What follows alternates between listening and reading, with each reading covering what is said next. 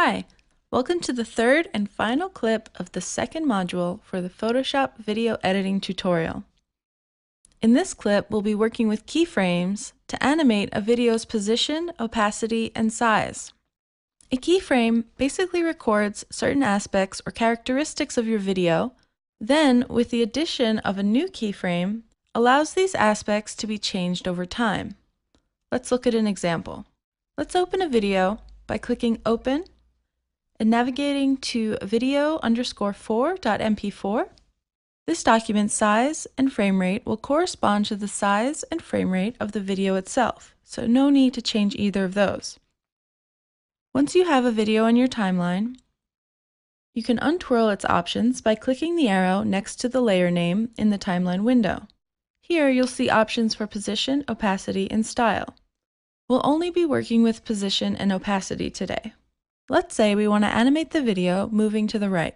If we move our playhead to the beginning of the video and click the stopwatch icon next to position, a keyframe will be made. Let's call this position A. It is a diamond-shaped icon within the timeline. This acts as a record of the video's position at this point in time. If we move the playhead to the end of the video, then click and drag the video itself and move it to the right, a new keyframe will be added automatically. Let's call this position B. Now when we play the video, Photoshop will move the video from position A to position B over time from left to right. Now we can do the same thing with opacity by activating the opacity keyframe. Move the playhead to the beginning of the timeline, click the stopwatch icon next to opacity. Now move the playhead forward in time, then change the opacity here in the layer panel. I'll change it to 50 and press enter. Now when we play the video, it will become more transparent over time between the two keyframes I made. You can also click and drag on any keyframe to move its place in time, or delete it by clicking on it and pressing the delete key on your keyboard. If you want to change the size of a video and you attempt to click and drag its borders, you'll see a warning dialog box. This states if you change the size of a video layer, it will be converted into a smart layer.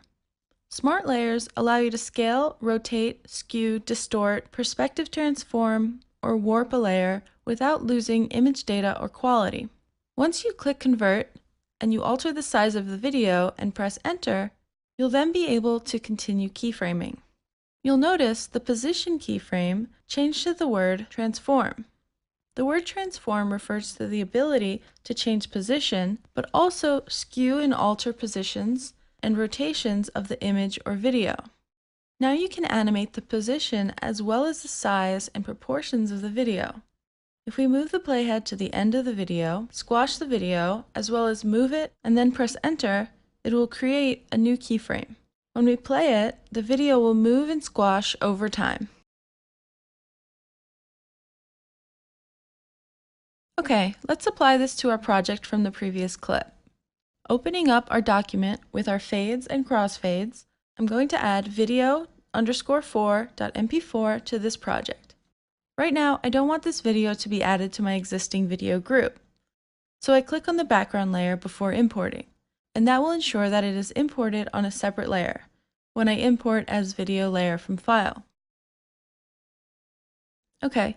Now I will drag this layer above my video group so it is on top of the transition between video 1 and 2 and center it above the transition. The video now cuts from video 1 to video 4, then to video 2. Here I'm going to use what we just learned to create a slide transition across the screen for video 4. So first I will set a keyframe at 1 second into the clip to lock the position of the layer. This will be my landing position. Now I will go to the beginning of the clip and move the layer off to the side of the screen entirely. Now if I play this, the video will slide onto the screen. Now I'll repeat this at the end of the video in reverse. To do so, I will go to 1 second before the end of the video and lock in the position. This time I will click this diamond shape here. It will create a keyframe in the timeline with the position the layer is currently in. Now I can go to the end of the clip and move the layer all the way off to the other side of the screen, completing the slide. Now if we press play, you see that video 4 slides into screen, holds, and then slides off screen. In the next module, we'll begin compositing, learn a little bit about masks, alpha channels, and layer styles, as well as explore some basic motion graphics.